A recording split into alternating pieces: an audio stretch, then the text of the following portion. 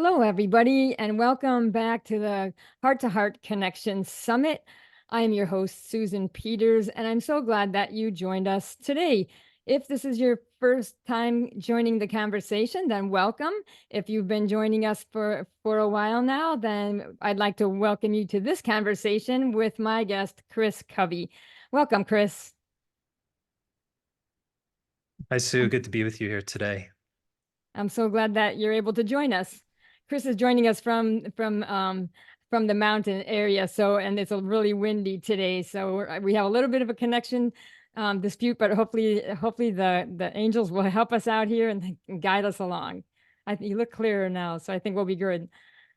So Chris, I'm going to give you a background on Chris. Chris is actually the husband of Masami, who I also interviewed in this with all the speakers, and we have known each other for a while now. They've been helping me as I've been recovering through the loss of my husband, John, and lots of different programs. And I love it because Chris and Masami each have different ways of sharing things and help me to learn things in new ways and get new perspectives on things and have different energies to help me to be able to go into myself a little bit more deeply. So I'll enjoy talking with Chris today. I'm going to share a little bit about his bio with you right now. Chris is the co-founder of Breathe Inc. with his wife, Masami Covey. He supports organizational executives and groups internationally in the fields of education, spirituality, health, and wellness as a speaker, facilitator, and consultant.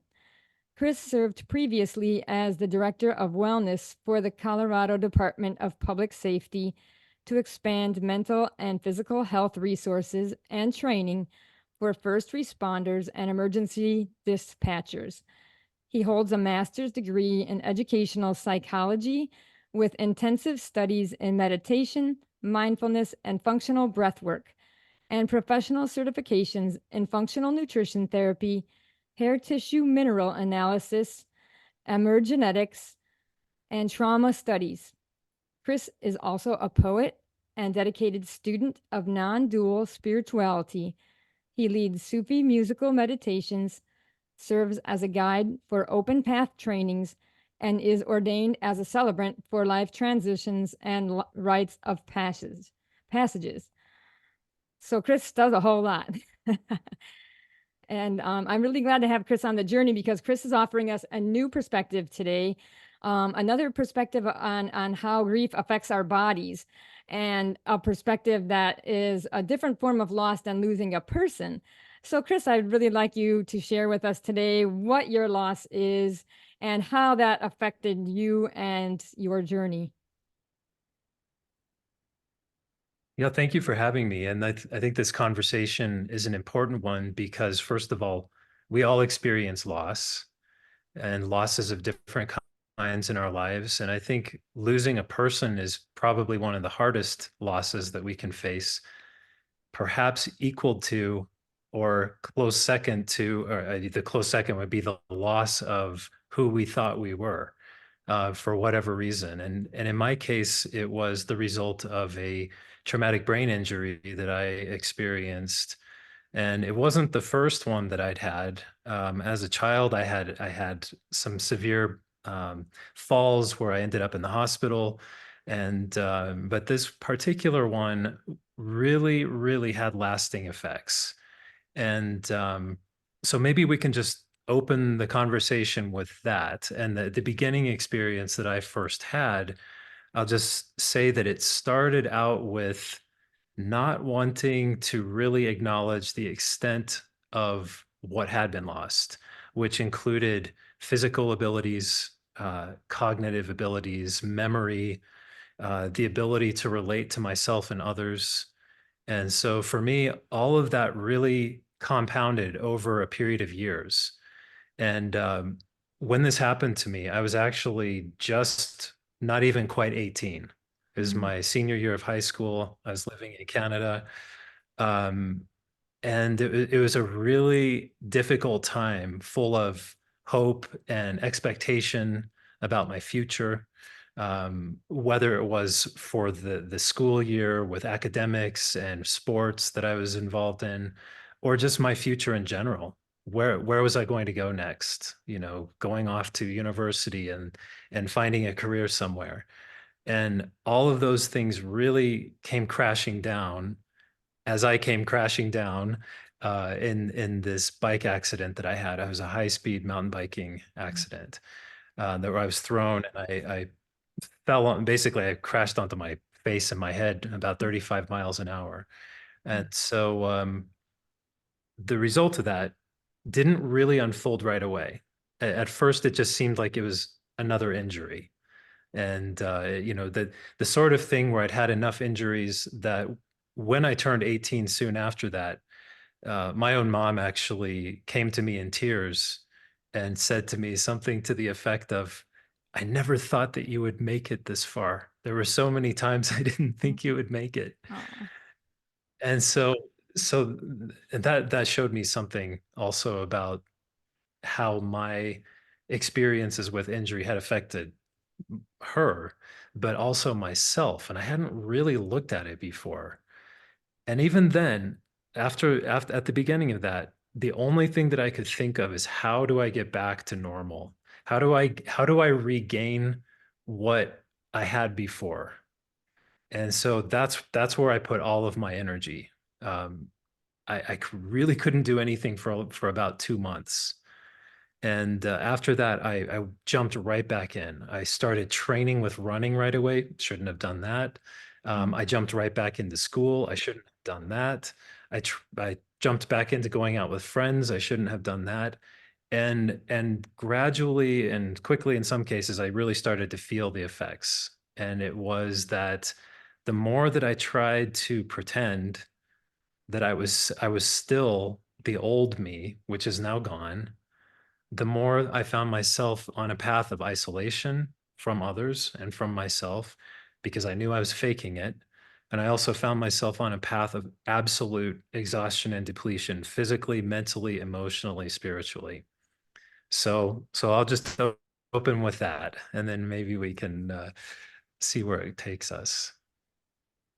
Yeah, wow. You went through a lot of losses all at once and at an age just when you're just starting to begin life, but and have all these hopes and dreams, right? And then all of a sudden that just totally changed for you, you know, one thing after the other, and life is totally different now. Um, I'm wondering, since you were at a time when you were stepping into new dreams, but now this set in a totally different trajectory. How did you how did you manage with that? Did you feel like you needed to create a new identity for yourself, or did you just try to keep living the old dreams? Like you said, you went back trying to do things, and I'm kind of curious about that. Yeah. No, that's the right question. And it's I didn't learn that lesson very quickly. Uh that I couldn't reclaim that me that had been lost. Mhm. And so I really pushed myself over the next several years. And what I didn't know, because it didn't actually exist yet, was anything to do with the current research that we now have on traumatic brain injuries and how they unfold. And typically, what happens is it takes a period of years. And for most people, it's between 7 to 10 years before Mhm. some of the real compounding effects start to show up. And mine showed up almost exactly in that period of time. So you have to fast forward a few years later when I had done some travels. I had lived in Japan and worked there for a couple of years, and I had moved from Canada to Japan and then back to the United States. And when I came back here, it was 2 weeks before 9/11 happened. And that Mhm. may or may not be significant, but it felt very, very timely to what I was experiencing. It was like everything broke. You know, it's like I don't even know what this country is anymore. I don't know how I fit into any of this. I don't know what I can do anymore because at that time it was very difficult to even find work, and I had just come back from being overseas or out of the country for almost 10 years. And so I found my way into a teaching job, and I put everything that I had into it. And so really still for the next even 7 years, 8 years beyond that, I was really just burning it up inside, trying to reclaim, recapture this old sense of being someone who achieves things, someone who makes things happen. And it's not that I didn't have any of that. I did, but it came at a really terrible cost. Mm. And it was during that time that I met Masami. My health was really in decline. It didn't seem like anything that I did was doing anything but driving me deeper and deeper into this pattern of exhaustion. And so eventually I had to leave my role. I was then the vice principal of the school where I had been working years later. I couldn't get out of bed in the morning. Mm. And so there was really no option for me except almost to just capitulate and just say, I don't know what this is. I give up. I really don't even know what any of this is anymore. And so there's a period of time that I had to go through after that, that it was very difficult. Not just for me, I mean, for Masami too, because we were both navigating physical injury. We had taken on this huge house remodeling project where we eventually had to fire the contractors and take it on ourselves. And so we were actually doing the work physically while being in this state. And you know, Masami's health was struggling at that time as well. And so to get to your question of what was going through me at that time.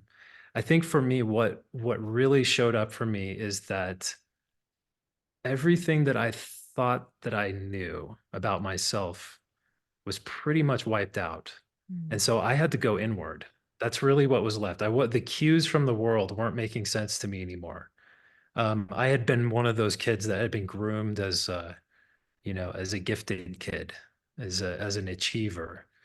When that wasn't available to me in the same way, because I just couldn't sustain it.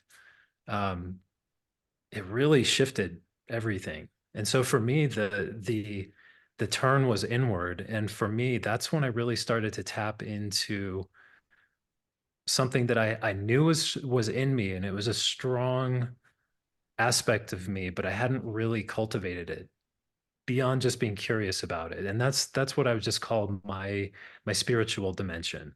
Mm.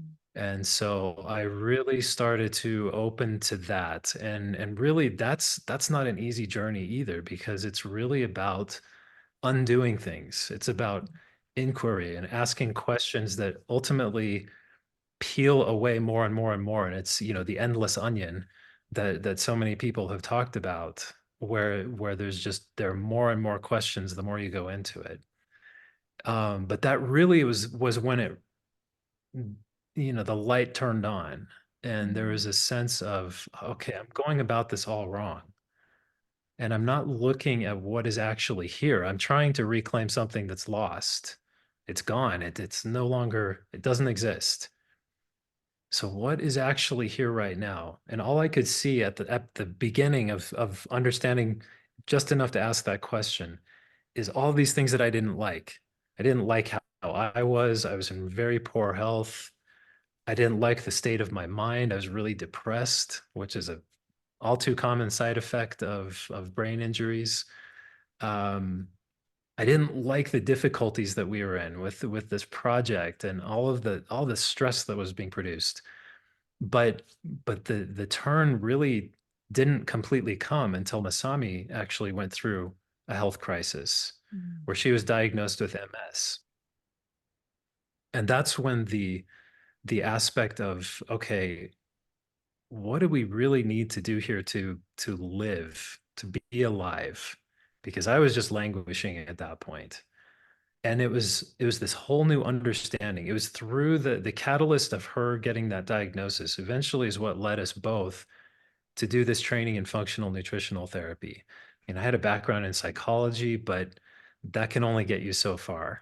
I had a lot of tools available to me from being in the education world, but I hadn't really taken this leap into what's almost the boring necessities of just being a biological organism and just Mm. taking care of my body for the first time, really consciously and deliberately.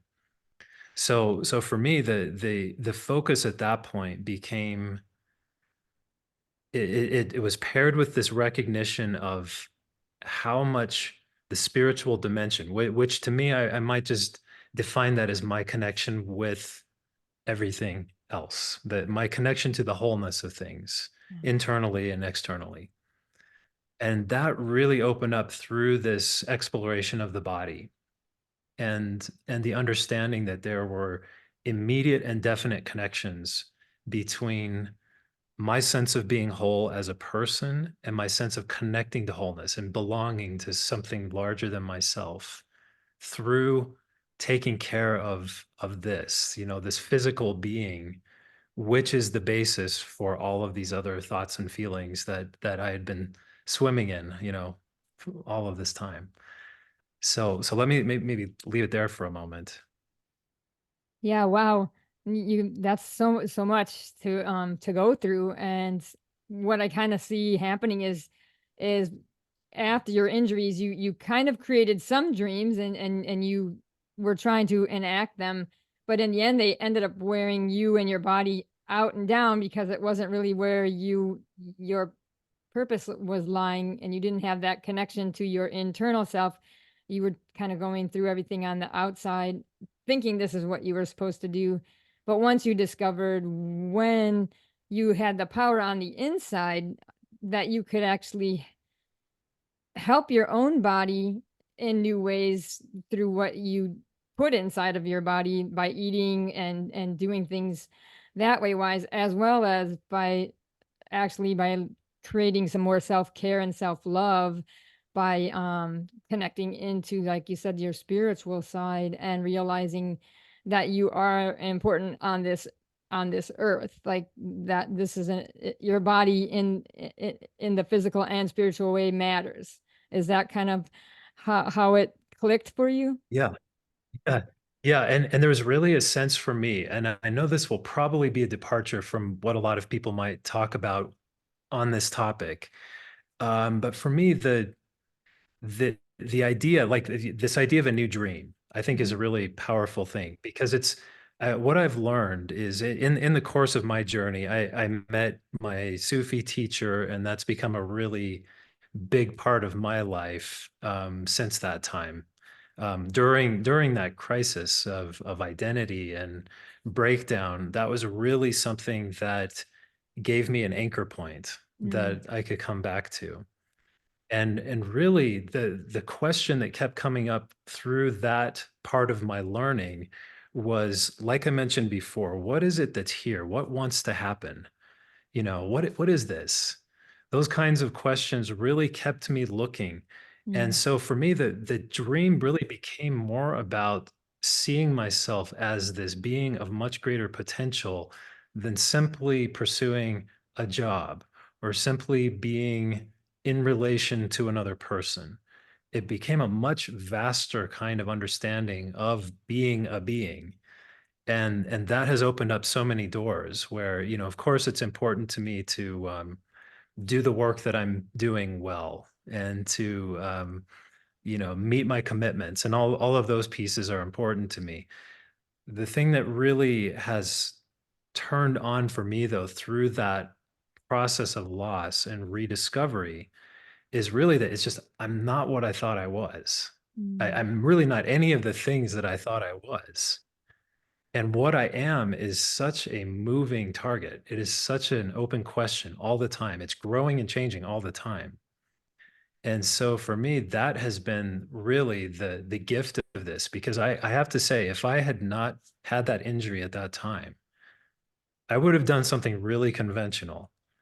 I would have probably gone on to some sort of different stream of graduate school. I would have probably gone into law or something that all of the kind of pressures in my life were directing me to.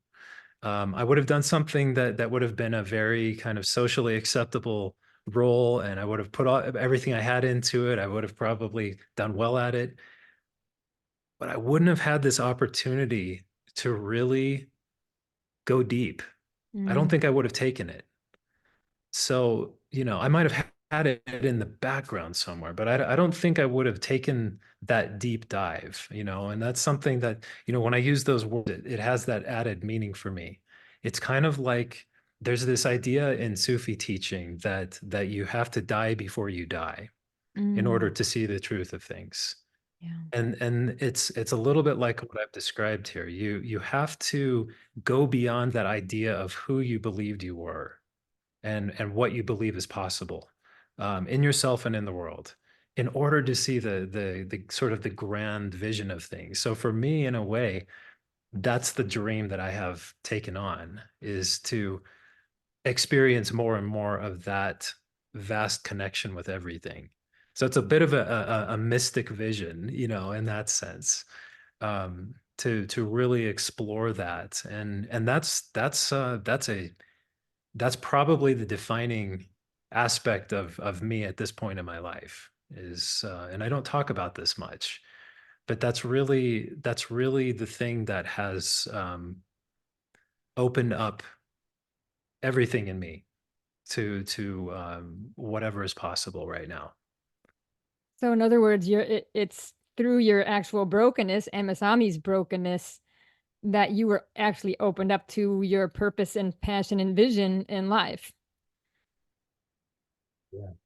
Yeah, and there's I mean, all of a sudden I'm talking about Sufi things, but there's another Sufi idea, which is that the heart has to break in order to shine its light fully. Mm, And there are many examples of this. There's the Lebanese poet Khalil Gibran. He wrote these beautiful pieces in his book The Prophet, and there's a one of the pieces in there is on joy and sorrow, and he talks about how the depth of our joy is really defined by the depth of our grief and loss and mm, sorrow, and how the more of that we've experienced, the greater the joy that we can actually contain in ourselves. And that's been my experience as well. There's this hollowing out that happens, but it opens us up at the same time to so much more. And so I think this idea of heart, I'd love to talk with you for a few minutes on that. yeah. Um, just to see where that takes us.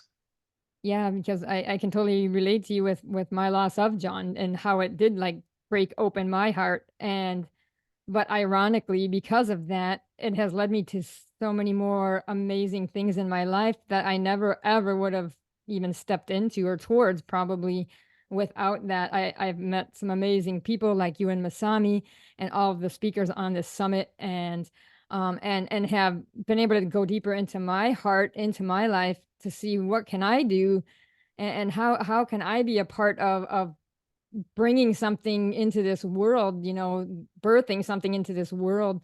That's my I don't want to say my job, my purpose, my passion that we all have something. Each one of us is born with gifts inside of us. But like you said, when we hit our lowest of our lows is sometimes when we finally get a chance to see what's the light when we're sitting in the hole in the darkness and we kind of get a chance to see what's above us that we can step into and say, oh, okay, there is an opportunity, there is an option, there is a potential, like you said, and I love that way of looking at it. Yeah, and there's something about, I mean, this quality of heart is something, it's not all happy. I think that's an No. important thing to recognize. I mean, I happened to stumble across a file of these poems that I wrote years ago. It was back in 2013. I took on this project to write a poem every single day of that year. Wow. And so I was reading back through some of those, and some of them are, I wouldn't write them now, but some of them I was like, yes, this is still true. And so it's part of that process for me of opening into the heart that Mm, has really shown me, okay, there's even in the times where I've done damage as a result of the damage that I experienced, I have withdrawn and isolated myself at times, and I have, that's harmed relationships, with my family or at times with Masami. It's something that there's repair needed also at times. And it's really just about asking, what is the need right now? What needs, what does this moment need? How can we take care of this moment? And so for me, it's a really difficult teacher to have this sort of path of loss and heartbreak, which is the path of heart. So you can't have the path of heart without heartbreak. Yeah. And to have that, to sort of claim that as your teacher, is definitely, it's an exacting journey to be on, but it's amazing. It's beautiful. And it's something that can't help but transform us when we really commit ourselves to it and don't look back to Yeah. what was. But we bring it with us. It's always with us. It has shaped us at every step. But then each step we're also new. We're transforming again and again and again. So it's a really powerful process. Yeah, for me, I know it's kind of like walking through a door. Like once I've opened the door and walked through it, I can't go back through that door again. And it's not like leaving the past like you don't care about the past. It's like saying I've learned from the past and now, like you said, carry it with me, but I have to go through the next door because there's something else waiting, something else that needs to emerge, something else that I need to get to be a part of, and other people that I need to connect with, because I think that's also an important thing in our journey of healing is connecting in with other people, because it's really hard to journey alone and try to get through losses and grief when we have each other to support us. And whether it be like you said, like writing your own poems to get through those times, or reading the works of other people that have been there and done that and help us to get through to our next level. But I think that's the important thing is we need to keep taking those steps forward, because if we just stand or sit where we are, we can't move. And then when we take that little step forward, it makes a big difference into what can happen next. Yeah, totally. I agree with that. And what you said about knowing that we're not alone is really important to this whole process, because it's so easy to believe that either nobody else can understand what we've Mhm. been through, um, or to just not want to feel it. So to cut ourselves off from that feeling internally, just to numb it so that it doesn't have the pain. Um, but when we really can feel it, and that's been one of the keys for me or for anyone I've worked with, around loss or injury or anything like that.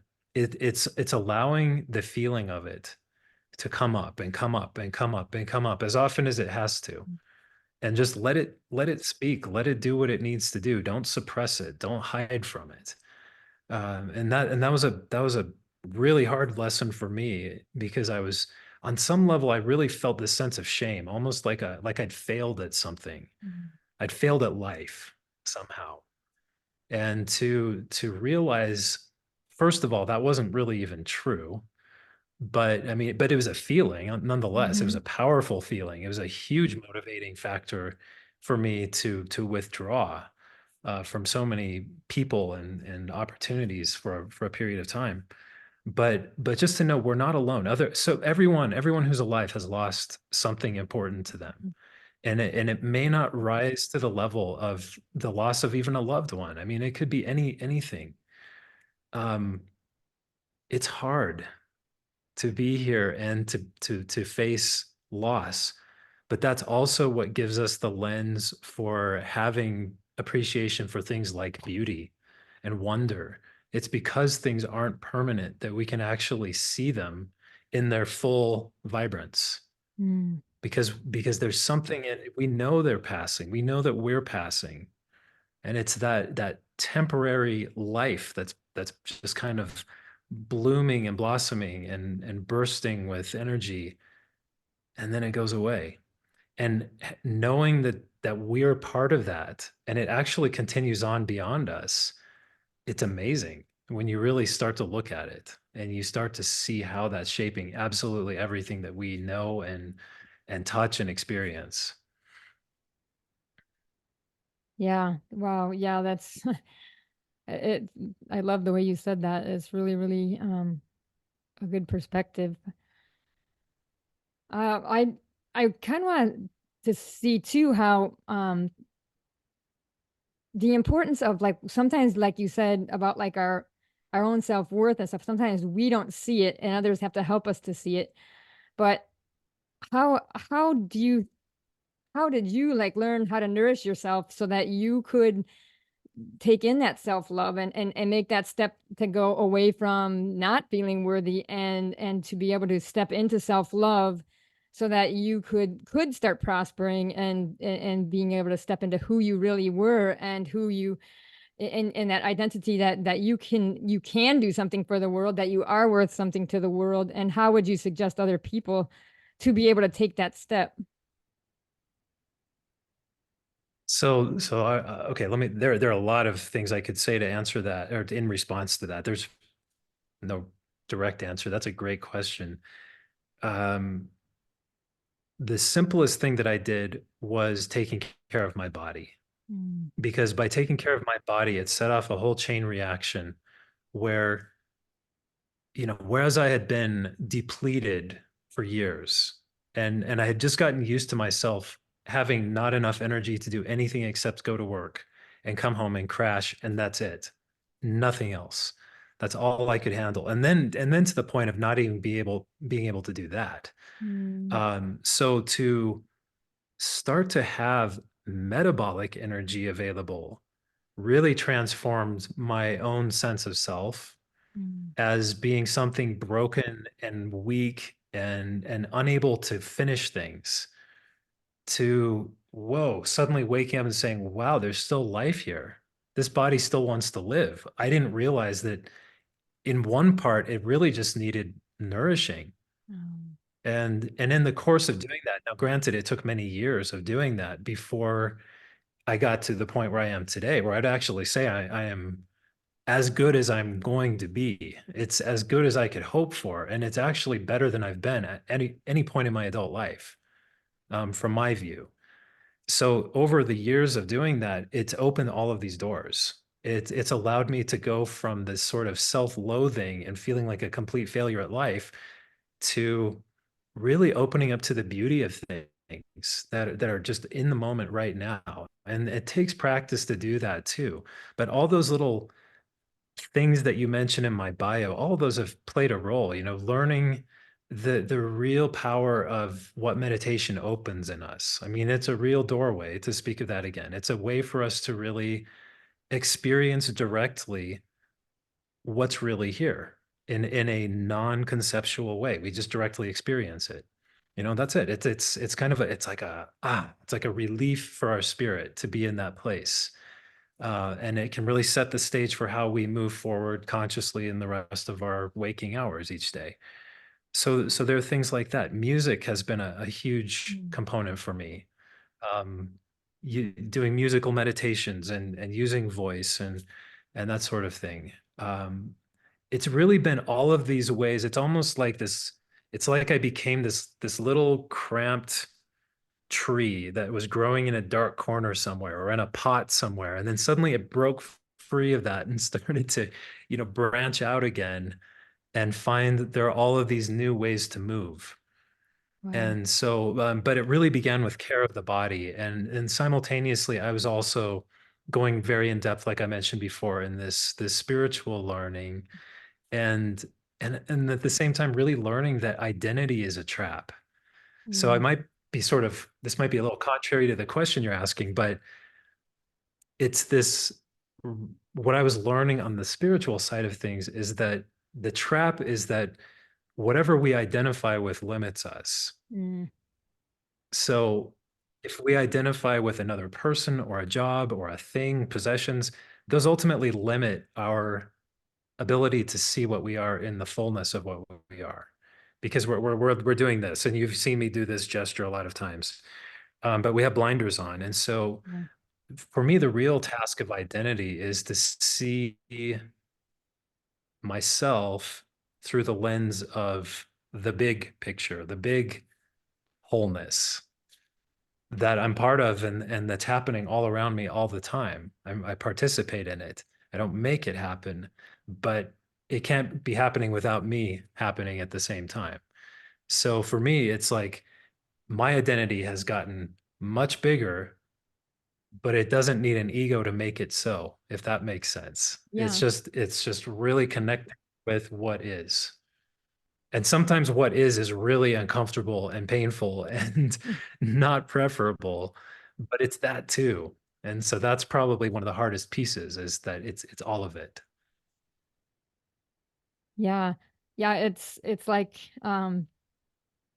we step into somebody else, like we are who we are, but we don't know for sure who we are until we start really connecting into that. We tend to go with what other people are looking at, but once we make that connection to go inside and come from the outside and see that wholeness, like I think that's what I went through with my heart. I felt like my heart was broken and in half, and I lost John, and I'm only half a person now. But no, what I was doing was just keeping myself on like a long leash and keeping myself from seeing the whole picture, and until I realized that it all comes from within me, and it's not from something somebody doesn't give it to me, and I can't get it from something that I'm doing outside of myself. But once we can look from within and start really loving ourselves, when I finally got to start loving myself 100% and deciding to marry my heart, that's when everything opened up for me too. It's like I saw things with different eyes and with a different way and with a different excitement of life. That all of a sudden things started making sense because I was actually connecting to myself in a whole and complete way. And like you said, it's not an ego way where like I'm better than somebody else. It's a wholeness that like I've never felt either in my whole life until now. And I wouldn't have ever found that if I wouldn't have been broken to my depths first and had to climb through all of that, and still am climbing through a lot of it because different things come up at different times. But there's always a chance to grow, like you said. Like I love your image of a tree and the and between the roots in the ground holding us and also the branches reaching out. It's like we become whole in that whole sense. We're grounded and we blossom at the same time. Yeah, and that there's one of the things that really stayed with me in my psychology training was this idea that all growth and learning require a state of disequilibrium. So we have to be in this place of discomfort and uncertainty and unknowing in order to expand and change and grow and stretch. And I mean, if we're just doing what's comfortable and familiar, we're really just on a hamster wheel. I mean, we're not going anywhere. Yeah. Yeah. It's and so for me, back to what you said earlier about the self-love, that was a hard one for me. I don't know if I could have really convincingly said to myself I had experienced self-love genuinely until just a few years ago. Mhm. And it was really one of those aha moments that I had. I was in the desert in southern Colorado at a retreat, and this place that we used to go to many times a year for about 10 years before they closed. And it was just a powerful, awe-inspiring place, just on the natural world level, to be poised right between the mountains and the desert, and the huge sky and Yeah. everything. It just really evokes you out of yourself. It Yeah. draws you out of yourself. And it was having that realization that love is really the fabric of everything. And I am not apart from that. I can never be apart from that. And having that awareness, it just kind of shook me, and it made me realize this thing we call self-love is usually, it's kind of to just kind of simplify it. It's almost like saying, I love me. I love this little person I call me. But it's a lot bigger than that when you really start to explore it. I couldn't do that for a long time. I couldn't say I even liked myself. Um, but having that experience, it's like, all those things that I thought were unworthy are part of that fabric It's all part of this thing that moves together and breathes together and lives together. And it's love is that. It's what ties it all together. And I am that. So whoa, it's like Yeah. so that was just like a real inversion. It's just like inside out. And so that was a whole other, that's probably another big conversation all to itself. But yeah, those things can't happen without the breakdown. Like we have to break in order to have experiences like that, which are, transcendental. I mean, they really take us beyond what we thought we were. And I'm sure you've had many of those, and I've had many of those, and they keep happening. And like you said earlier, as soon as you cross the threshold of one of those experiences into the next, that door is shut. And you now have a whole new avenue of opportunities, possibilities, complications, challenges, obstacles that are confronting you. It all comes new.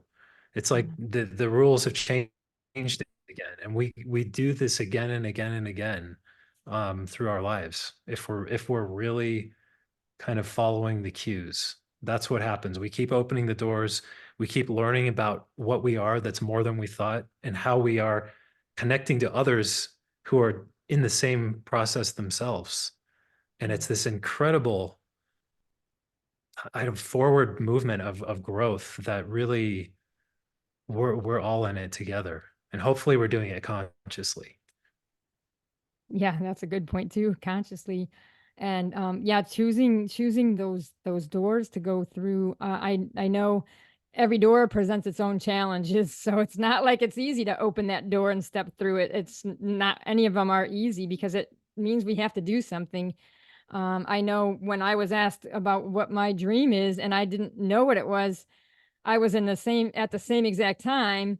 You were doing a program called Waymaking Deep Dive, taking your seat, and I know that helped me also to go deeper into who I was at the time. And that was a whole challenging journey also because I had to start seeing who I really was and connected into what is my dream. And I really kind of I was stuck for a little while, but finally I was able to go through the cycle of it and then realize what I was carrying and what I needed to let go of. And it all kind of came at the same time. And that, like you said, it's not an easy process. It was a challenge, but once I let go of it, it's like, wow, I can breathe in a new way. I can see in a new way. And all of a sudden it just makes a big difference in my life. And it made a big difference in my being able to step forward. Like I felt like it was going from like a sitting position to a crawling position to a standing position to somebody who was helping me to walk, and you guys were helping me to do that. And so like you said, it's important to have those people and other people showing you what to do because it's like a little baby. We have to learn how to grow. And every time we start, we have a loss, or every time we come through another door, we have to relearn these things with each other. And then in the same process, like you said, help other people who are going through that to see that it is possible because we survived it, and now we're thriving in a new way. And I think that's a very powerful way to live. Yeah. Yeah, that I was reminded as you were talking of there's a Ram Dass line that Masami likes to quote, and I'm thinking of her voice when I'm saying this, but it's in the end we're all walking each other home. Yeah. And Yeah. so it's really, I think it's through this kind of connection, what you're doing, just really opening yourself to what you can be, that inspires other people to do the same thing. Okay, well, it doesn't have to be exactly what you're doing or what I'm doing, but what can they do? I mean, one of my mentors asked me this question years ago. He said, and he asks everyone this, so it wasn't just me, but he said, what can you uniquely bring, or what do you uniquely bring the world of tomorrow? Mhm. And that question immediately kind of splits your mind, Mm. because it's like a world of tomorrow. What about the world of today? But what do you uniquely bring? But it requires you to immediately look at first of all, who do you think you are? You know, strengths, weaknesses, the ordinary ways of looking at that. But then there's this whole forward looking thing, which is the unknown. I mean, tomorrow is an unknown.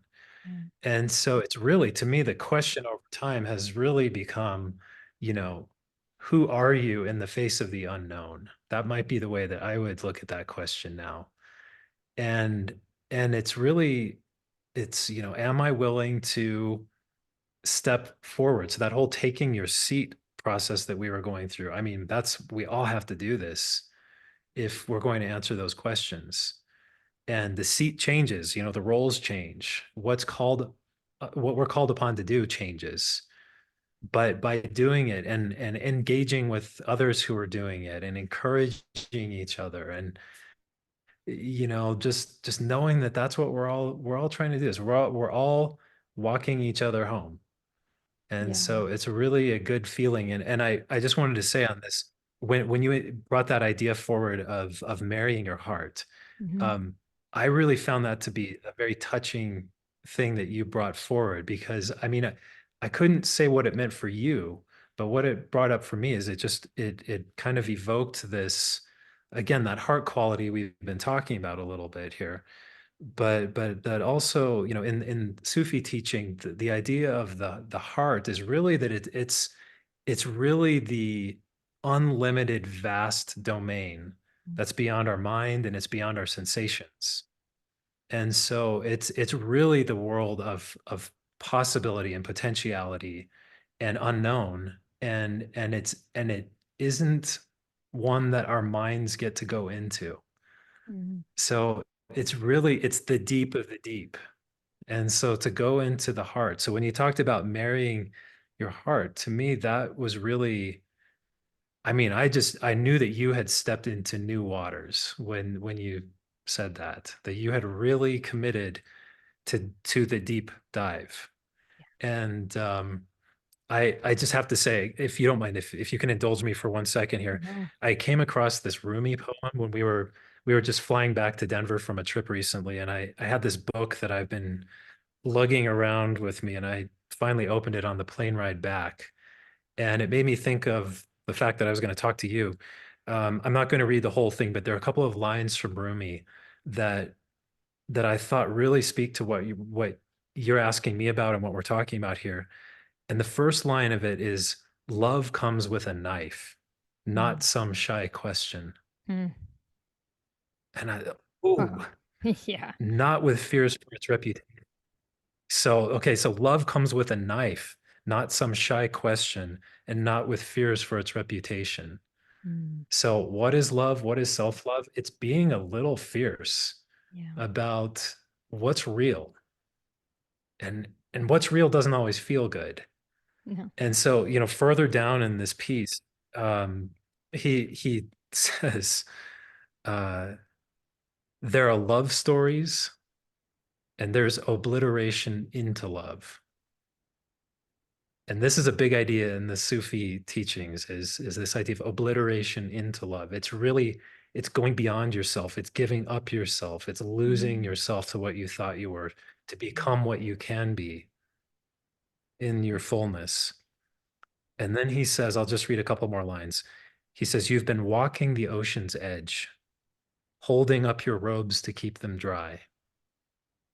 You must dive naked under and deeper under, 1,000 times deeper.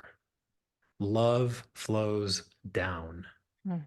Wow. And that's the line that really came to me. Love flows down. Yeah. That's the deep dive. Yeah. So Yeah. Wow. anyway, That's a I'm powerful way to end, I think. oof, That yeah, says it all. yeah. It really is where we need to go and not be afraid. I mean, we're naturally afraid a lot of times, but we have to trust that when we do that deep dive, there's something amazing that is waiting for us. And when we enter into that, like, wow, there's so many possibilities. So Yeah. well, Yes. before we do wrap it up, I would like to give you a chance. I know you have a little offer of what our listeners to give our listeners, and then where they can find you at, and any if there's anything last finalizations that you'd like to say. Yeah, I closed my email just before Oh, we got on the call, so my that's signal okay. was weak. But I think the offer that we did was it was a webinar that Masami and I gave on, and I'm forgetting which one it is. I'm sorry We'll about that. we'll have a link. We'll have a link attached, so it will be right Yeah, here on the page. So, but anything Masami and it's Chris one think of is our going to be webinars. amazing.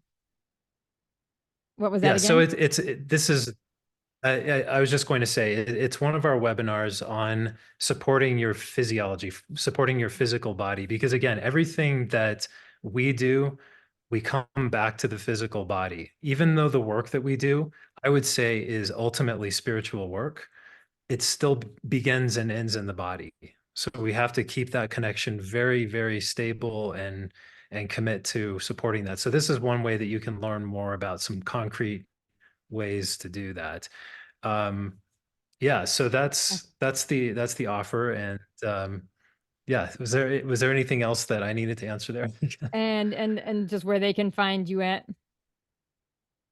Yeah, well, so you can find me. So right now, I am you can find me in the background behind masamicovey.com because that's where I am doing most of my work right now. As Sue mentioned, I work with Masami and alongside her, and so you can find me there. That's the easiest way. You can also type in our other way to get to our website, which is mybreatheinc.com, mybreatheinc.com. Okay. And you'll be, if you find us there, you'll be seeing more of what we're up to. And I will be exploring actually more of these themes in the coming time that we talked about today, a little more explicitly. Oh, So yeah, that'll be I look great. forward to. I have learned so much from you and Masami from body, mind, and spirit. And I will say too that it's really hard to go into the spiritual if your body is not feeling good. And if you're not feeling good, because it's just you can't enter into anything when you feel crummy, whether it's through loss or through Yeah, physical ailments. It's really hard. But when you can work on that and get through, that also helps your spiritual growth, to multiply. So awesome. Well, that's thank you right. And so much, I would even Chris. go so far as to say, Oh, oh, sorry. oh, I don't want to take this any further. I was just going to say the body is the spirit. They are not ah, separate from each other. So yes. um, anyway, thank you, Sue. I appreciate the invitation to be here and speak with you. I've loved watching you reach out and take off in your journey. And so thank you. And I look forward to talking again. All right. Oh, I'm grateful for your presence on my journey. Thank you so much for all that you have taught me. And thank you to all of the listeners today. We appreciate your presence on this call and on the summit. And we look forward to seeing you in the next conversation. Thank you.